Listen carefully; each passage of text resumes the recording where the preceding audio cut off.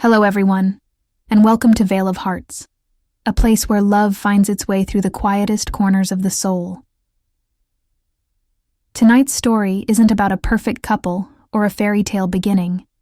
It's about a single mistake, one wrong number, that changed everything. A child dialed for help, her mother unconscious on a kitchen floor, and somewhere miles away, a stranger decided to answer. That voice on the other end wasn't family, wasn't a friend, just a man who had no reason to care, yet did. What began as a desperate midnight call would pull two strangers into a storm of secrets, redemption, and a love neither of them believed they deserved. Because sometimes fate doesn't knock, it rings. And when you pick up, it's not always the life you expect on the other side, but the one you've been needing all along. The rain began before sunset, thin, silver, and endless, turning the streets of Seattle into rivers of reflected light. Through the half-open window of a small apartment above an old record shop near the pier, the hum of the city mixed with the soft clinking of porcelain. Inside, Mara Ellis stood in her kitchen barefoot, her hair tied loosely, stirring honey into a mug of chamomile tea. The room was small but warm, glowing faintly under the dim yellow light. At the table, Ivy, her 8-year-old daughter, was coloring, her tongue peeking out in concentration. The scent of tea and rain filled the air. "Bed in 20 minutes, Mara said, her tone tired but tender. "Okay," Ivy replied without looking up, her small feet swinging beneath the chair. For a moment the scene was peaceful, an ordinary night made fragile by how normal it felt. Then the mug slipped. It hit the floor with a sharp crack that split the silence. Steam, porcelain, and amber tea scattered across the tiles. Mara gasped softly, her hand reaching for the counter, and then she fell. Her body struck the floor hard. The sound was dull and final. "Mom?" Ivy whispered. No answer. She slid off the chair, her socks soaking in tea as she knelt beside her mother. "Mom, please wake up." Mara's head was turned awkwardly, her eyes half open but unfocused. A thin red line of blood glimmered behind her ear. Ivy's small hands trembled. She remembered what her mother had told her. If something happens, call Uncle Ben. Climbing onto the counter, she grabbed the phone, fingers slippery with fear. She found Ben's number but pressed one digit wrong. The phone rang once, twice, and then a man's voice answered. "Hello?" The voice was deep and calm. Ivy hesitated. "Sir, please help. My mom fell. She's bleeding. She's not waking up." There was silence. Then the man's tone shifted, controlled, steady. "You did the right thing, sweetheart. What's your name?" "Ivy." "Okay, Ivy, tell me where you are." "Above the record store near the harbor. Red door. Apartment 3B. Good, stay close to your mom. I'm coming." He didn't hang up. Miles away, on the 42nd floor of Helix Core Tower, Julian Cross stood by the window, phone still to his ear, the city glittering beneath him. He'd been in a late meeting, half listening to numbers and boardroom chatter, when the call came through. Now all that noise was gone. The only thing that mattered was the sound of that child's voice, scared but brave. Without thinking, he grabbed his coat. "Cancel everything," he told his assistant. "Sir, it's nearly midnight." Now, 13 minutes later, a black SUV cut through the downpour, headlights slicing across the slick pavement.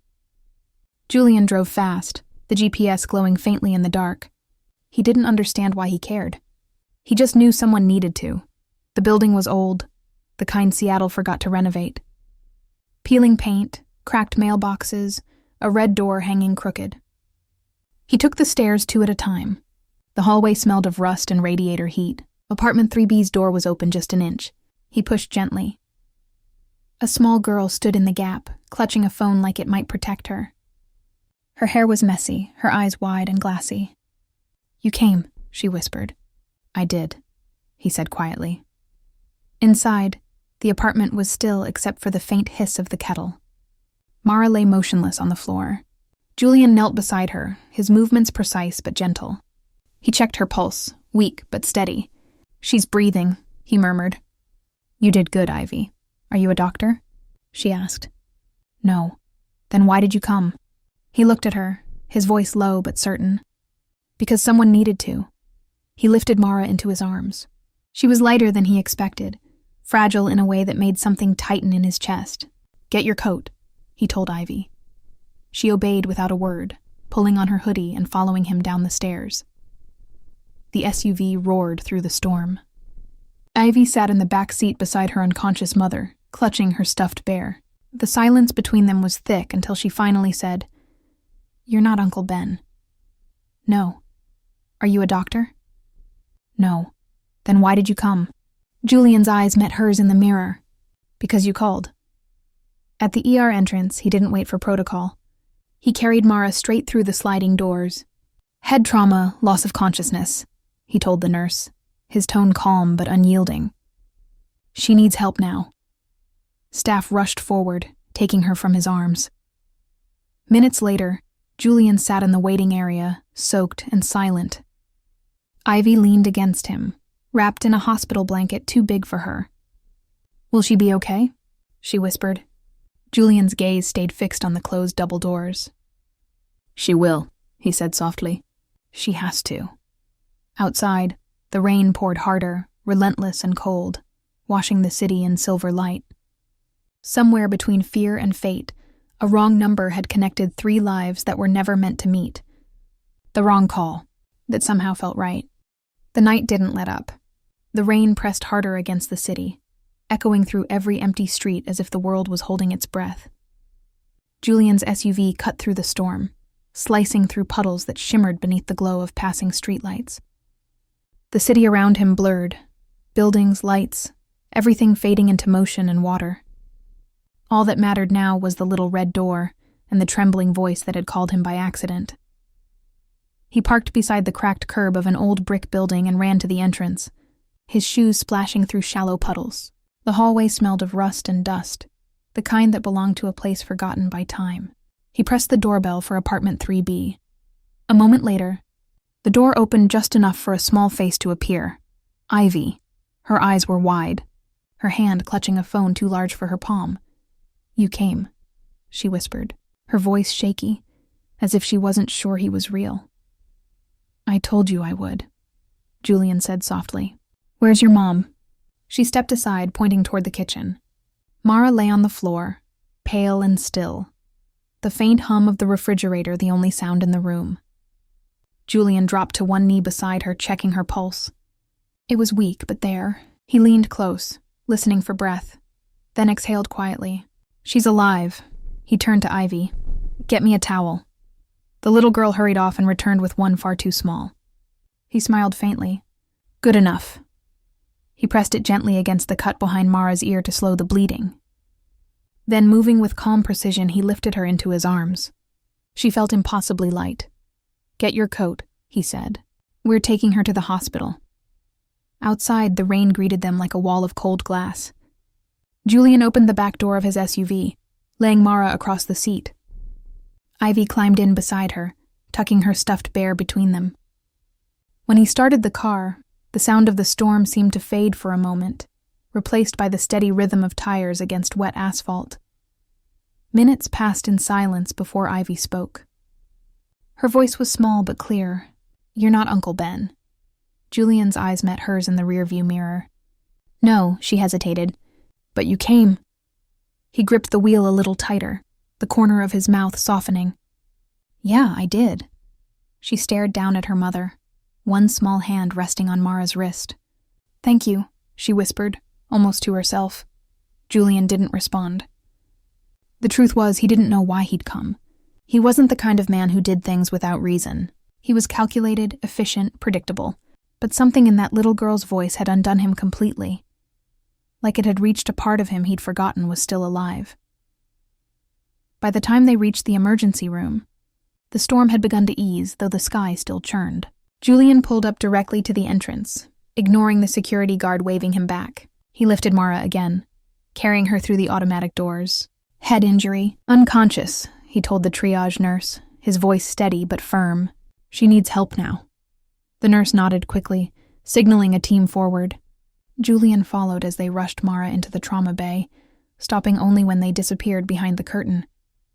Ivy clung to his coat, her small fingers trembling. He knelt down beside her. She's in good hands now. They'll take care of her. Are you going to leave? She asked. Julian paused, then shook his head. No, I'll stay until she wakes up. Hours passed in a blur of antiseptic light and the low murmur of machines. Ivy eventually fell asleep on one of the waiting room chairs, her stuffed bear tucked beneath her chin. Julian sat beside her, still soaked from the rain, his jacket draped over her shoulders. He barely noticed the time. Every so often he'd glance at the clock, then at the hallway that led to room 214, the one they'd taken Mara into. When the nurse finally approached, Julian stood. She's stable, the nurse said softly. You can see her now. The room was dim, quiet except for the rhythmic beep of a heart monitor. Mara lay on the bed, her face pale but peaceful. Julian moved closer, unsure if he had any right to be there. He'd spent the night beside strangers, and yet it didn't feel that way. There was something oddly grounding about it, like this chaos had chosen him for a reason.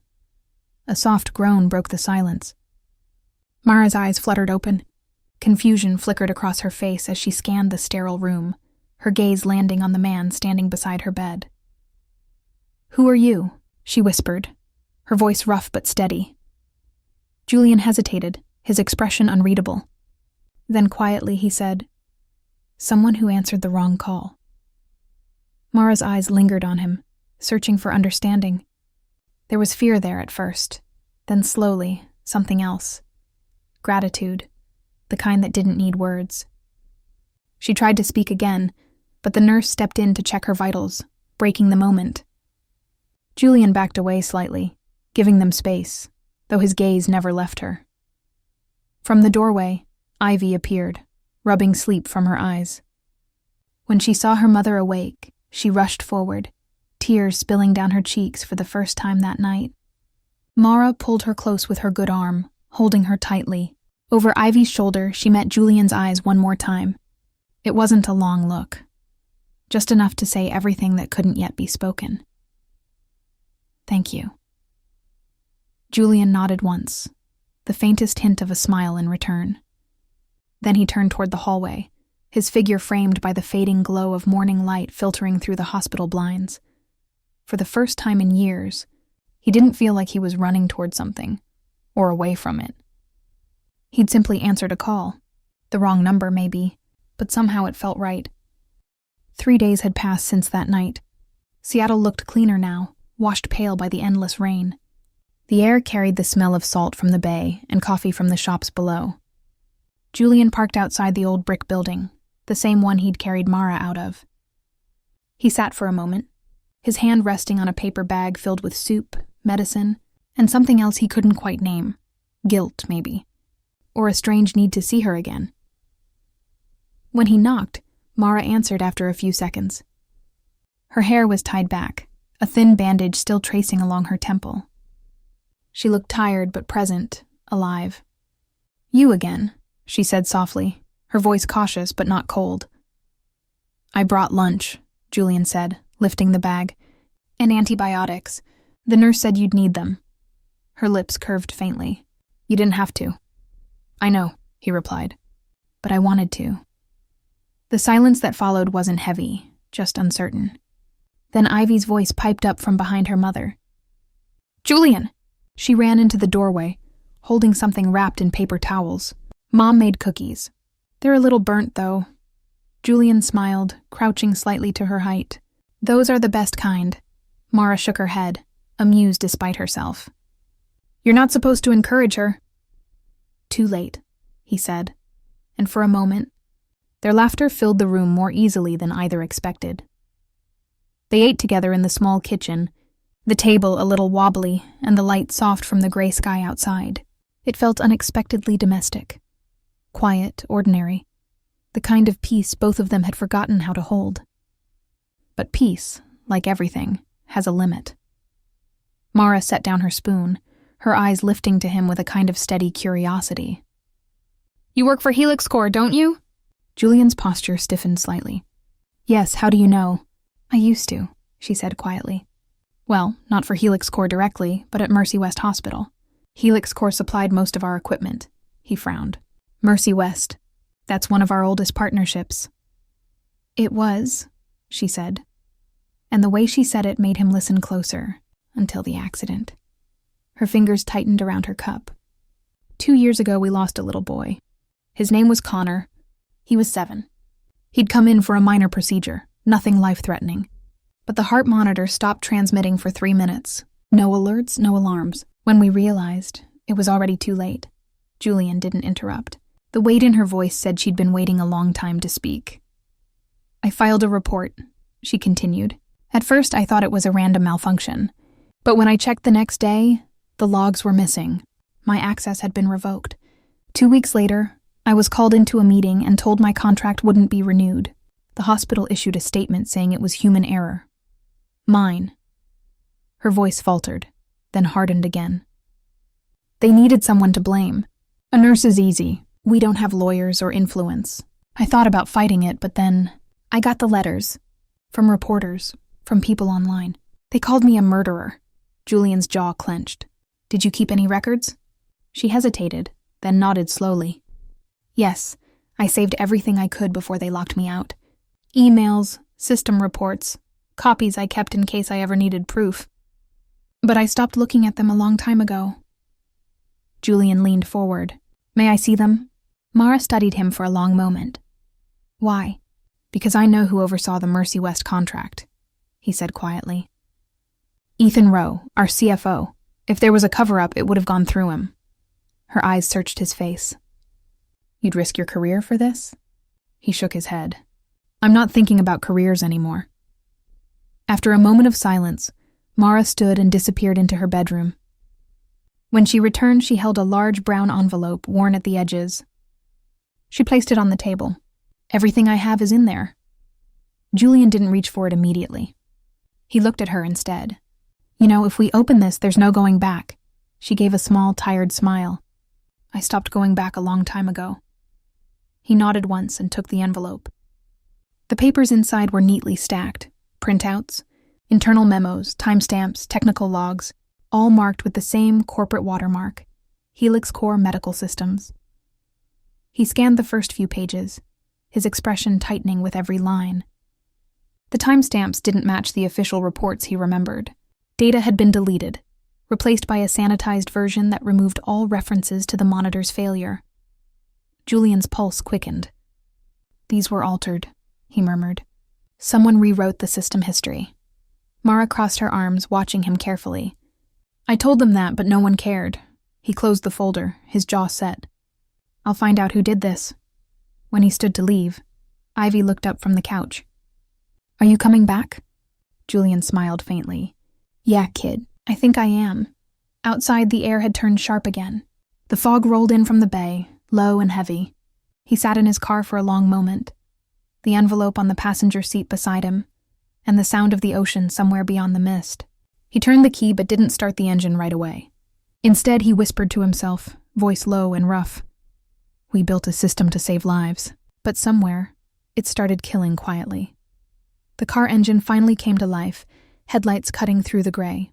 For the first time, Julian Cross wasn't sure whether he was driving toward redemption or something far darker. The next morning, Julian stood in the mirrored elevator of Helix Core Tower, the envelope still in his hand. The city below looked deceptively calm, glittering under a pale sun that gave no warmth. His reflection stared back at him. Same tailored suit, same calm exterior. But inside, something had shifted. He wasn't walking into a meeting anymore. He was walking into a fight. The boardroom smelled of coffee and calculation. Around the table sat 12 people in dark suits, faces polished by ambition. Ethan Rowe, the CFO, leaned back in his chair, his usual smirk firmly in place. Julian placed the envelope in front of them. "These are the unaltered logs from Mercy West Hospital," he said evenly. "A Helix Core monitor failed. A child died. Someone inside this company falsified data to cover it up." The silence that followed was sharp. Then Ethan laughed, low and amused. "Julian, you can't seriously be suggesting we had anything to do with that tragedy. It was years ago." Julian's gaze didn't waver. "The logs prove otherwise." Ethan's tone cooled. "Do you have any idea what you're implying? You're accusing your own company of corporate homicide." "I'm accusing someone of hiding the truth," Julian said. And I intend to find out who. By the end of the meeting, the verdict was clear. The board rejected his claims, citing insufficient evidence. He was warned to drop the matter before internal instability affected shareholders. As he left, Ethan caught up to him in the hallway. "You've always been too noble for your own good," he said with that same serpentine calm. "Walk away before you burn down everything you built." Julian didn't answer. But as the elevator doors closed, his reflection looked back at him differently now. Haunted, but unflinching. 2 days later, the first story hit the news. Disgraced nurse fabricated medical records to extort Helix Corps. The headline spread across every business feed, each outlet quoting an anonymous corporate source. Photos of Mara, taken years ago in her scrubs, flashed beside words like fraud, liar, dangerous woman. Mara saw it on a neighbor's phone. Her hands shook so badly she nearly dropped it. "They're destroying me all over again," she whispered. Ivy stood beside her, confused and scared. "Mom, what does that mean?" Julian arrived that afternoon, his expression grim. "Ethan did this," he said. "He leaked it." Mara's voice trembled. "And people will believe him. They always do." "Not everyone," Julian said. "Not this time." He handed her a folded newspaper. An independent journalist had reached out to verify the story. "They're asking for an interview, if you're willing to speak." Mara stared at the paper for a long time. "What would I even say?" "The truth," Julian replied. "That's all you've ever had." But truth wasn't enough to stop fear. That night, as Ivy walked home from the corner store, a car trailed her slowly down the street. She felt it before she saw it, the low hum of the engine matching her footsteps. She quickened her pace, her fingers tightening around the grocery bag. "Mom," she whispered into her phone, but there was no signal. The headlights flared brighter, the car inching closer. Just as panic reached her throat, another set of headlights appeared from the opposite direction, a black SUV swerving sharply into the street. The pursuing car backed off immediately, tires screeching before it sped away. The SUV stopped, and Julian jumped out, his voice sharp but calm. "Ivy, you're okay." "You're safe now," she ran to him, trembling. "They were following me." "I know," he said, scanning the empty street. His expression was carved in stone. "It won't happen again." When they returned home, Mara was already on the porch, pale and terrified. She pulled Ivy into her arms, shaking. "That's it," she said through tears. "We're leaving." "We can't stay here," Julian tried to reason with her. "If you disappear, Ethan wins. They'll call you a fugitive, say you ran because you were guilty." She turned away. "I don't care what they say. I only care about my daughter." For the first time, he didn't know how to argue. He watched her pack, silent, the weight of everything pressing down on him. Then Ivy, standing by the door with her stuffed bear, looked up at them both. "If we hide," she said quietly, "more people will get hurt." The room fell still. Mara froze, her hands gripping the suitcase. Julian's eyes met Ivy's, and in that instant, the decision was made.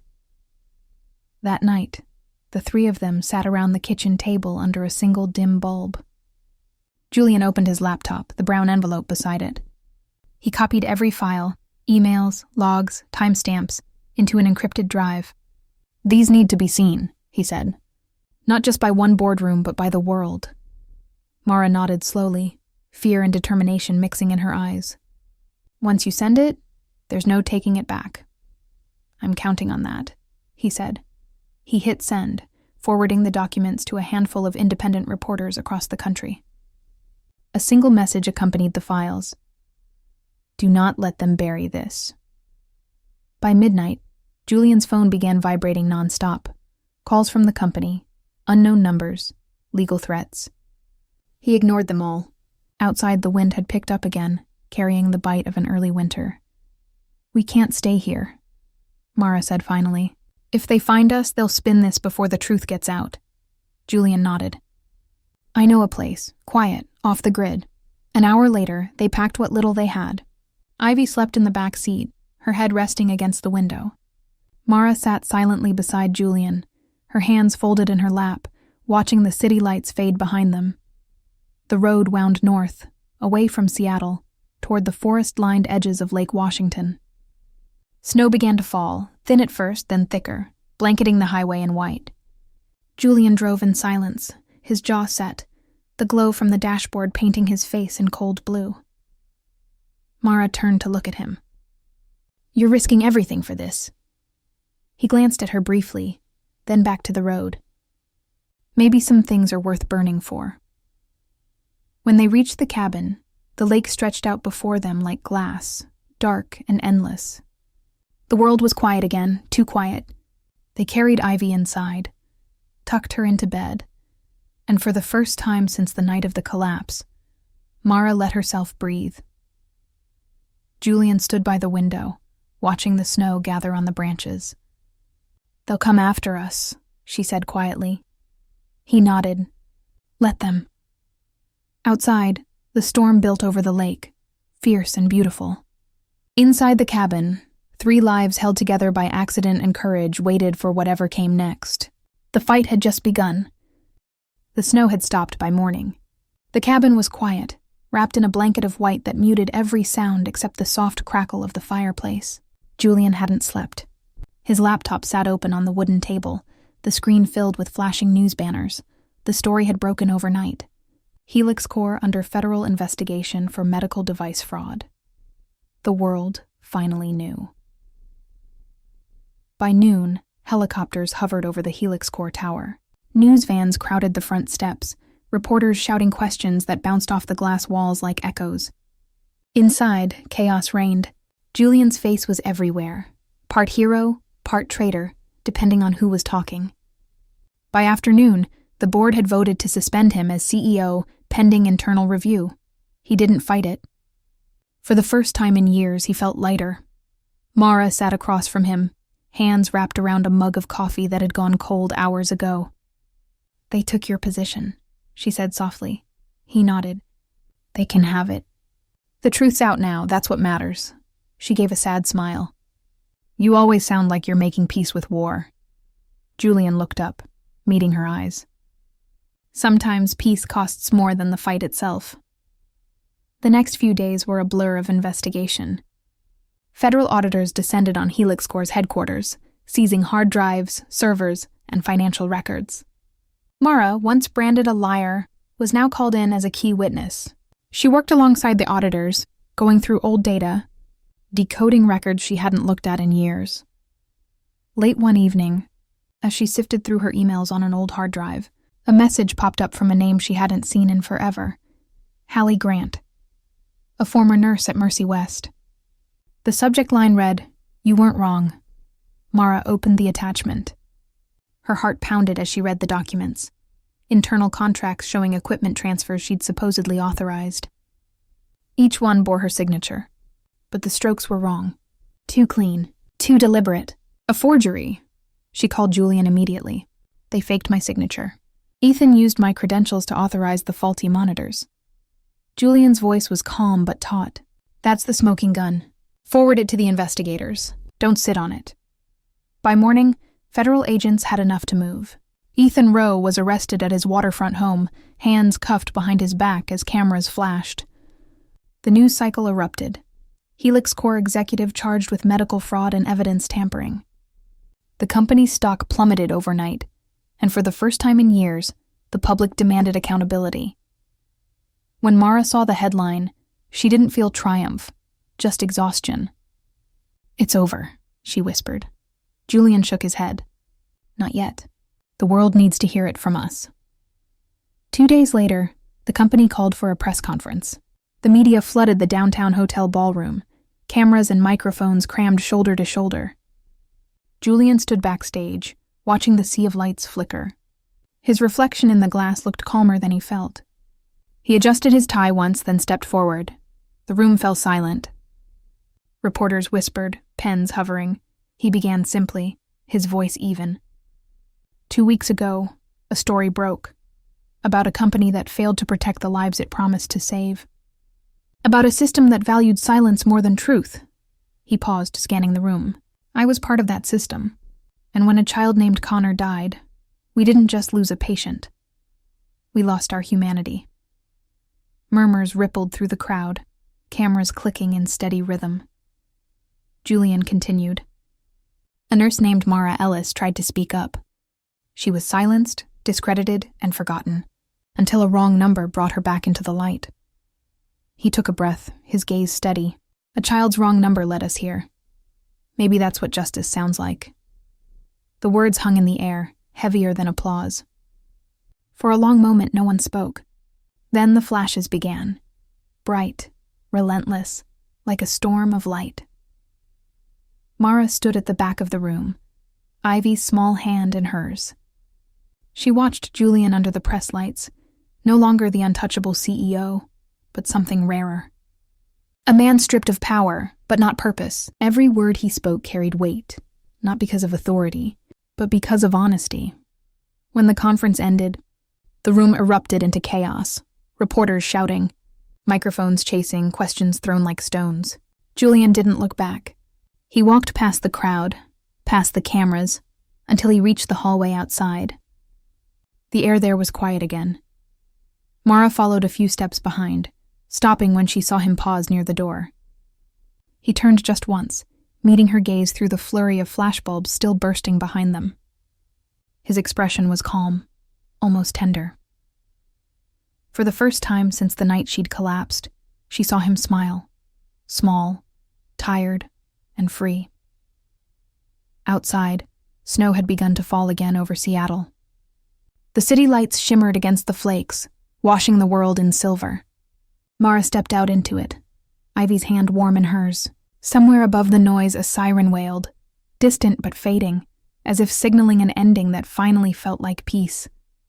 And for the first time in a long time, Mara didn't feel like she was running anymore. The truth was out. Connor's name had been cleared.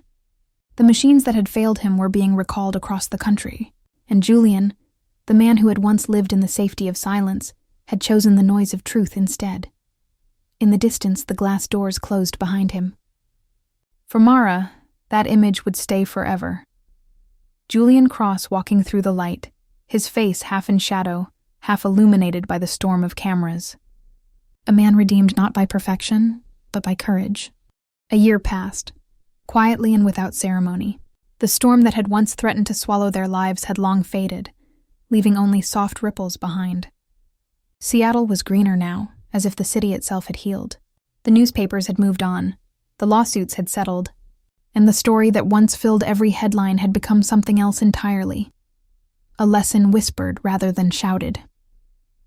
In a bright classroom overlooking the Sound, Ivy Ellis stood at the front, her hair tied back neatly, her voice steady though her hands trembled slightly. A small poster board stood beside her, decorated with blue raindrops and a bold title, "The Call That Changed Everything." Her classmates watched, curious as she began. "Sometimes," she said, glancing down at her note cards, "a wrong number can save a life. Because maybe it's not really wrong. Maybe it's just meant for someone else to hear." She paused, her eyes softening. "My mom taught me that being brave doesn't mean not being scared. It means doing what's right, even when nobody believes you. And someone I know taught me that doing good doesn't need a reason. It just needs a heart." Her teacher smiled. The class clapped, small but genuine, as Ivy bowed slightly before stepping down. Through the back window, rain began to fall. The soft, forgiving kind that never frightened her anymore. Outside, standing near the school fence, Julian watched quietly. He hadn't planned to stay, just long enough to hear her speech. He wore no tie, no expensive coat, just a simple gray sweater and that same look of thoughtfulness that always gave him away. When the crowd dispersed, Ivy spotted him and waved so hard her backpack nearly slipped. "Julian," she called, running up to him. "You came," he smiled. "Wouldn't miss it." Mara followed a few steps behind, her coat light, her expression calm. She looked different now, stronger, more sure of herself. The lines of worry had softened into something peaceful. "I told her you might be here," she said, smiling. Julian nodded. "You were right." For a moment they stood together, the air cool and damp with drizzle. Then he looked at Mara. "You're still working at the clinic?" "Yes," she said. "Community Health Center in Capitol Hill. We treat people who don't have insurance. It's not easy, but it's real. I finally feel like I'm doing something that matters. You always were, he said quietly. She smiled at that, a soft, knowing smile. And you? I'm consulting for medical startups, he said. No titles this time, no suits. I used to believe technology could fix everything. His gaze drifted toward the playground, where Ivy was laughing with her friends in the rain. Then I met people who taught me heart matters more. Mara's eyes lingered on him. There was gratitude there, and something unspoken beneath it. A warmth that didn't need to be named anymore. That evening, the three of them shared dinner in their new apartment, a small place near the harbor, with creaky floors and big windows that caught the city lights. Julian stirred a pot of soup on the stove, humming absently. Mara poured tea, her sleeves rolled up, her movements calm and practiced. Ivy set the table, arranging mismatched plates with careful pride. The rain tapped gently against the windows, its rhythm steady, familiar. No longer the sound of fear, but of life continuing. The room was filled with the quiet clatter of dishes, the soft laughter of a child, and the faint melody of a song playing somewhere on the radio. Julian handed Mara a bowl of soup, their fingers brushing for the briefest moment. She looked up, and in her eyes, he saw something like peace, the kind earned, not given. They didn't speak much during dinner. They didn't need to. The silence between them wasn't the heavy kind anymore. It was full of things already understood. Outside, the rain kept falling, weaving its own quiet story against the glass. Inside, the lights were warm, the tea steamed softly, and for the first time in a long time, everything felt whole. The call that changed everything, the one that started with a child's trembling voice and a wrong number, still echoed, not in panic or sorrow, but in the quiet moments that mattered most. And if anyone had been listening closely that night, they might have heard it too, not as a sound, but as a feeling. A reminder that sometimes the smallest voices reach the farthest places. After the rain, the world was still imperfect, still fragile, but in that small apartment by the water, surrounded by warmth and light, it finally felt like home. And that was Veil of Hearts, a story about how one wrong number led to the right kind of miracle. From a desperate call on a rainy night to the quiet warmth of a shared home, it reminds us that sometimes life doesn't give us what we expect. It gives us what we need. The choices we make in the dark can still lead us back to the light. If this story touched your heart, thank you for staying until the very end. Every listen, every moment you spend here, means more than you know. If you enjoyed it, don't forget to like, leave a comment, and share your thoughts. I'd love to hear what part of the story resonated with you most. And of course, make sure to subscribe and follow the channel so you won't miss the next story. More tales of love, redemption, and the quiet magic hidden in ordinary lives. Until next time, this is Veil of Hearts, where every heartbeat tells a story. Thank you for listening, and take care of your heart.